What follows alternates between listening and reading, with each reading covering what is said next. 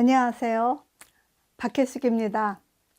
성경에서 가장 졸리는 탑3라고 하면 단연 레위기 1장에서 7장까지 수많은 제사제도와 피 뿌리는 얘기가 계속해서 나오죠.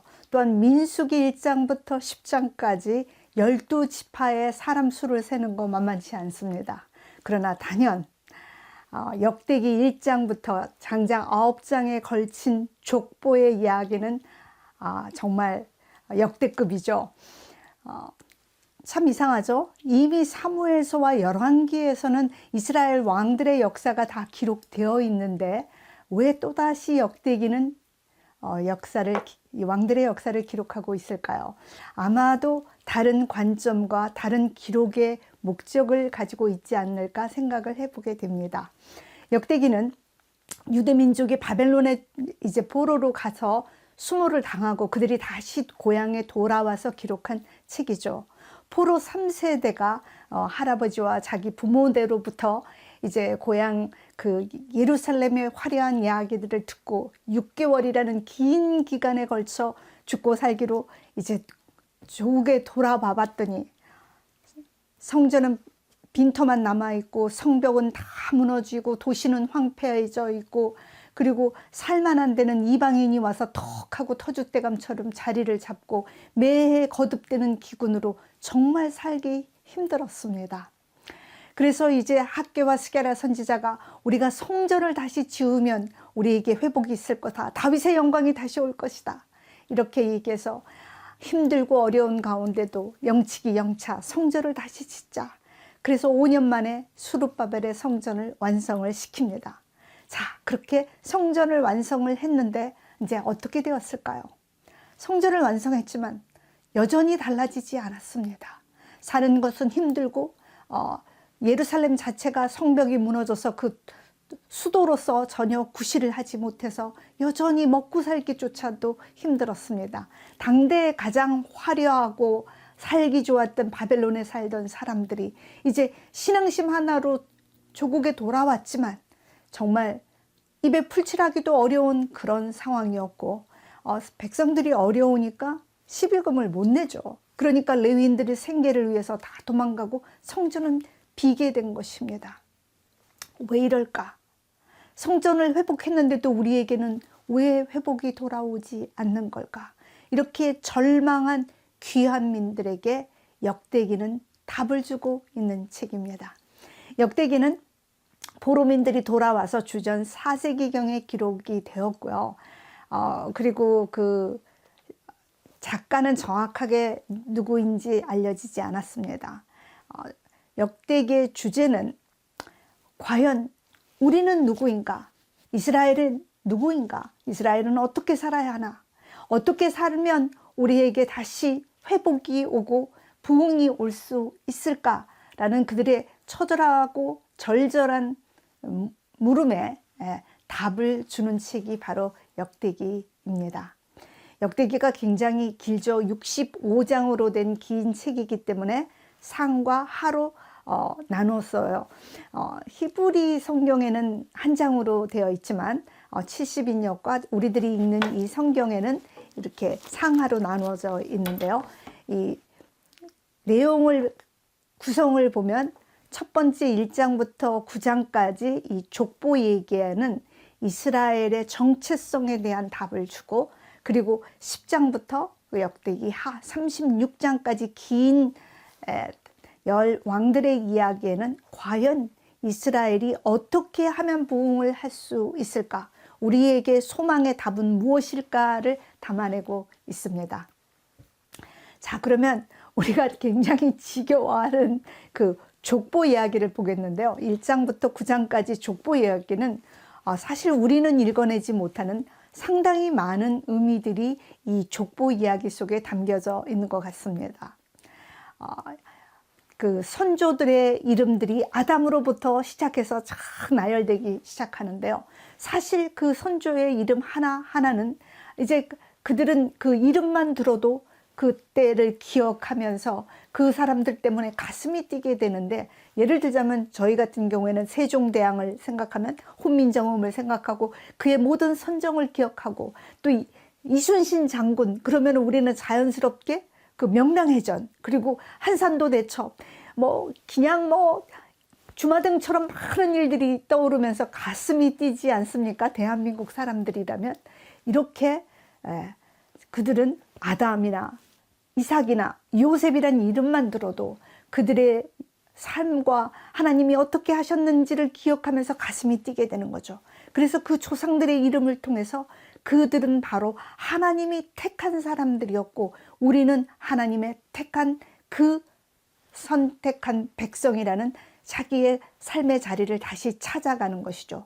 그럴 뿐만 아니라 아담으로부터 셋으로, 셋으로부터 노아로, 노릇에서 셈의 후손에서 하나님이 선택한 자기들을 이때까지 포로 후까지 하나님이 꾸준히 지켜오셨다는 하나님의 보호하심에 대한 감격과 고백이 담겨져 있는 것입니다. 또 그럴 뿐만 아니라 이 족보는 상당히 조직적으로 잘 쌓여 있는데요. 이제 1장은 12지파 이전에 이제 족보가 있지만 2장부터는 12지파의 족보가 나오는데요. 이 족보를 자세히 들여다보면 마치 저는 그 햄버거를 연상을 시킵니다. 이 햄버거는 보면 빵이 아래 위로 있고 그리고 야채들이 들어있고 한가운데 고기가 들어있죠. 그것처럼 유다, 남방 유다의 가장 중요한 두 지파 유다 지파와 베냐민 지파가 빵처럼 앞뒤로 싸고 있습니다. 그리고 요단 동편의 지파 그리고 북방의 지파 야채처럼 그 다음 안에 있고요.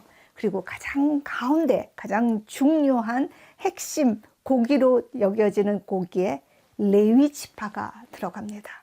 마치 이것은 민수기의 성막 진용도 하고 굉장히 흡사한데요. 성막이 있으면 하나님의 임재 상징인 성막이 있으면 동서남북으로 세 지파씩 12지파가 쫙 진영이 차여 있으면 한가운데 성막 주변에는 레위 지파가 하나님의 최전방에서 그 포진하고 있는 것처럼 이 12지파의 족보는 마치 샌드위치처럼 한가운데 레위 지파가 있는 것입니다. 그 얘기는 이스라엘은 누구인가? 이스라엘은 하나님의 예배 공동체다.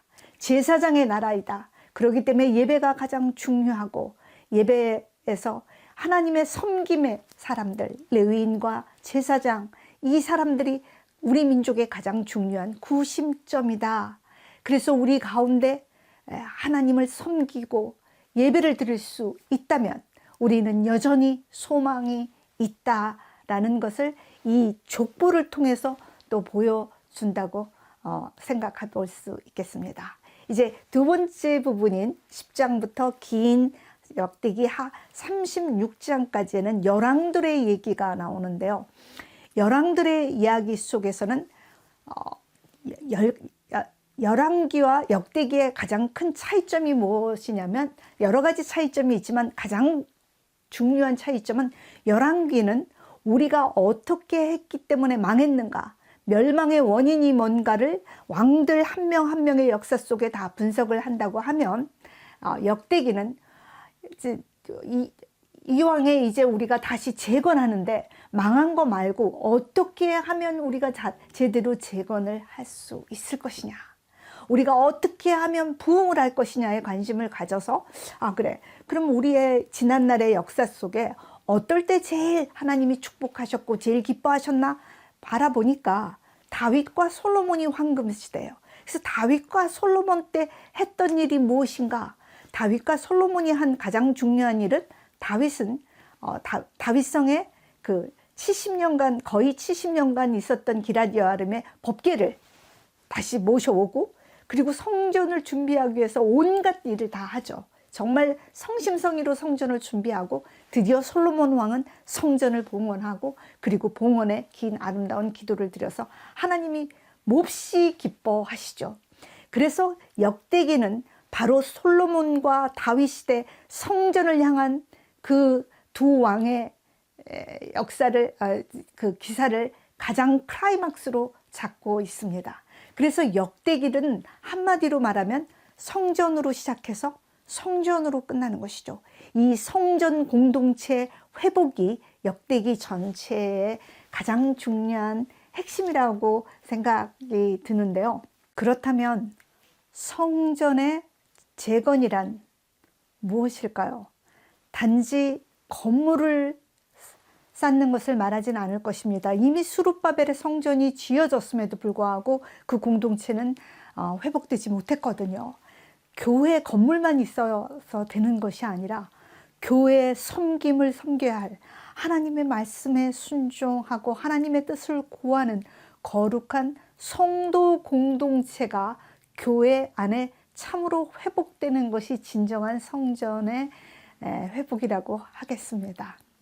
그래서 열왕의 모든 이야기 속에서 가장 중요한 관심은 왕들이 과연 하나님의 뜻을 구하고 찾았는가, 하나님의 말씀에 어떠한 감수성을 가지고 있는가, 하나님의 성전을 향한 어떤 태도를 가지고 있는가가 20명의 열왕의 평가 기준입니다. 뭐 백성의 GNP가 어떠냐, 실업률이 어떠냐, 이것이 전혀 중요하지가 않죠.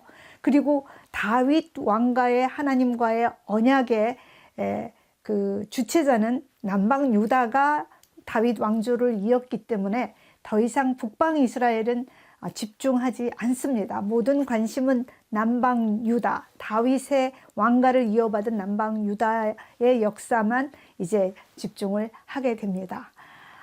왕들의 기사는 거의 열왕기와 비슷하지만 특이한 두 왕을 제가 소개해 드리려고 합니다. 첫 번째 왕은 20명의 남방 왕 중에 단연 최악의 왕으로 손꼽힐 므낫세 왕입니다. 열왕기를 보면 죽일 놈입니다. 므낫세는 아들을 몰렉신에 바치고 성전을 문을 닫고 그리고 모든 우상 제단을 성소 안에 들여오고 아주 온갖 나쁜 짓을 다 했기 때문에 하나님의 노를 발하했던 그 므낫세 왕, 그래서 그가 죽은 것으로 깔끔하게 열왕기는 끝나는데, 역대기에는 역대기의 특별한 기사가 첨가됩니다. 역대기에 의하면 므낫세가 그런 악한 왕은 확실해요. 그렇게 온갖 악독한 짓을 하다가 그의 말기에 그 아수르 왕의 눈밖에 나는 일이 있었죠. 그래서 아수르 왕이 므낫세를 잡아서 이제 바벨론에 있는 감옥에 갇히게 됩니다. 그가 감옥에 갇혔을 때 이제 마음속에 정말 깊은 통회함이 있어서 여호와께 겸비하고 하나님께 기도하게 됩니다. 여호와 하나님이여, 나를 용서하셔서 다시 한번 저로 하여금 예루살렘에 돌아갈 수 있게 해주세요 하고 그가 간절히 기도했을 때, 그 극악무도한 왕이었지만 그가 겸비하고 하나님께 돌아왔을 때 하나님이 므낫세를 용서하셨다. 그래서 그를 다시 돌아오게 했다. 그래서 므낫세는 돌아와서 그 제단들을 다 정리하고 우상의 제단을 정리하고 하나님께 헌신하다가 그의 말년을 보냈다라는 놀라운 기사가 역대기에 소개가 됩니다. 물론 열왕기에는 없는 기사이죠. 그래서 극악무도한 사람이라 할지라도 정말 겸비하고 하나님께 돌아오기만 하면 하나님이 용서하시고 회복시켜 주신다는 약속이 이제 므낫세의 기사 속에 들어가 있죠. 또 반대로 남방 유다의 20명의 왕 가운데 단연 최고의 명예의 자리를 지키고 있는 요시야 왕, 정말 다윗 왕 다음으로 으뜸되는 믿음의 왕, 8살의 어린 나이에 왕위에 올라서 39에 그가 젊은 나이에 요절할 때까지 10대의 종교개혁을 일으키고 카리스마와 영성과 애국심이 있었던 가장 위대한 왕 중에 하나인 이 요시야 왕의 얘기가 또 나오는데, 역시 열왕기에 없는 특별한 역대서의 기사가 나옵니다. 그의 개혁에 대한 얘기는 다 아니까 이제 그렇게 잘 하다가 그가 요절을 했단 말이에요. 39살에 이집트의 파라오랑 싸우다가 무기또 전투에서 죽었는데, 그가 죽자마자 20년 안에 그 어린 왕자들이 왕위에 올랐다가 진흙탕처럼 이스라엘은 20년 안에 망해버리고 말죠. 포로민들의 마음속에는 안타까움이 있는 거예요. 그 위대한 왕이 그렇게 아깝게 요절을 안 했다면 우리가 이렇게까지 처절하게 망하지는 않았을 텐데 왜 그는 그렇게 맥없이 죽었을까 하고 다 아쉬움이 남았죠. 국민들이 30일을 애도를 하고 정말 국가적인 장례를 다 치르고 그의 죽음을 아파했었는데 그 죽음에 대한 해석이 역대기에 나와 있습니다. 그가 무기또의 전쟁을 하러 올라갔는데 이집트의 느고가 사신을 통해서 편지를 보냅니다. 내가 지금 너희의 적인 그 바벨론과 싸우러 가는 칼키메스 전투에 올라가고 있었죠. 609년에. 내가 올라가는 것은 너희의 적인 나라와 싸우기 위해서 이것이 하나님의 뜻이다. 하나님의 뜻이고 나는 하나님과 함께 하기 때문에 이 전쟁을 너가 막아서지 마라. 이것은 하나님의 뜻에 거스르는 일이다.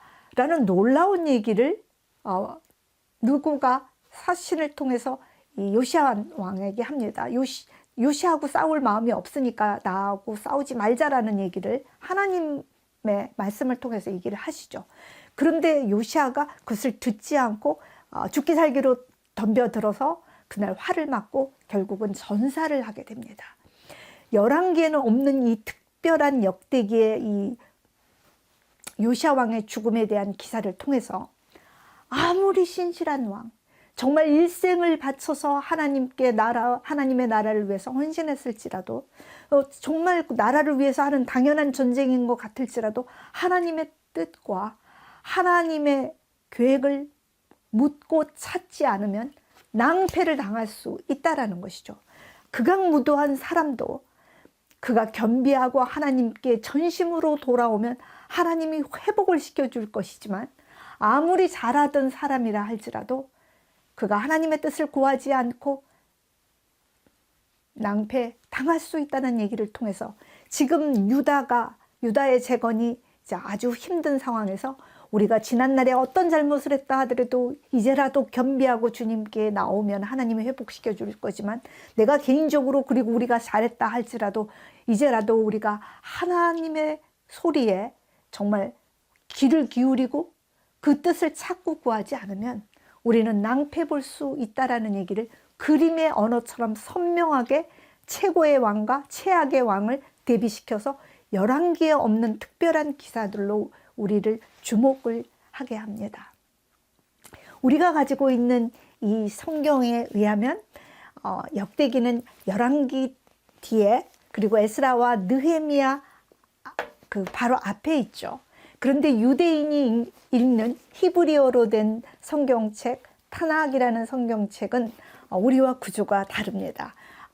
유대인은 물론 예수님을 믿지 않기 때문에 신약이 없어서 창세기부터 구약 얘기만 있는데요. 창세기로 시작해서 말라기로 끝나지 않습니다. 창세기로 시작해서 가장 끝이 역대기로 끝나도록 그렇게 구성이 되어 있습니다. 그러니까 성경의 맨 마지막이 역대기인데요.